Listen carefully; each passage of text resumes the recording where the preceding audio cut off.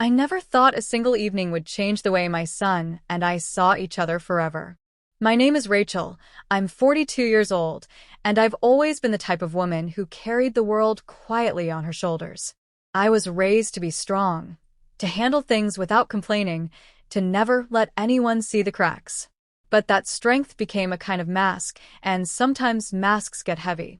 It was late on a Thursday evening in our home in Ohio. The kind of evening where the house felt too quiet, even with the faint sound of the dishwasher humming in the kitchen. My son, Ethan, was upstairs working on a project for school.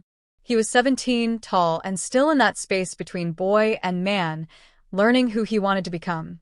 I thought he didn't notice much of me anymore, not the way he did when he was little, and I was the center of his world. But I was wrong. That day had been overwhelming. Work at the hospital where I'm a nurse had drained me more than usual. We lost a patient I'd grown attached to, and it cut deeper than I expected. On top of that, bills had piled up, and the weight of being both mother and provider pressed against my chest in a way I couldn't ignore. I held it together all day, the way I always did, but when I got home, something inside me cracked. I sat on the couch with the lights dimmed, tears silently streaming down my face. I thought I was alone.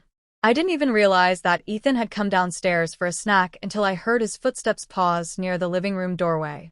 "Mom?" His voice was soft, cautious, like he was seeing something he wasn't supposed to. I looked up quickly, embarrassed, wiping at my eyes like a teenager caught skipping class. "Oh, hey, honey. I didn't know you were down here." I forced a smile, but it wobbled. He stood frozen, holding a glass of water, his expression caught between worry and shock. I couldn't remember the last time he'd seen me cry. Maybe when his dad left us years ago, but even then, I tried to hide it. "You're crying," he said, almost like he didn't believe it. His mom, the one who always had answers, who patched scraped knees and cooked dinner after 12-hour shifts, crying. I swallowed hard. "Yeah, I guess I am." He didn't know what to do at first. He shifted his weight, looking unsure, then finally walked over and sat beside me. He didn't say anything right away, and that silence spoke louder than words. "I didn't want you to see me like this," I admitted quietly, my voice thick. "I always try to be strong for you." Ethan looked at me, his eyes steady. "Mom, you don't always have to be strong. Not for me." Those words broke something open in me. For years, I thought my job as a mother was to shield him from my struggles, to always appear unshakable. But in that moment, I realized he needed to see me as human too. Vulnerable. Real. I let go.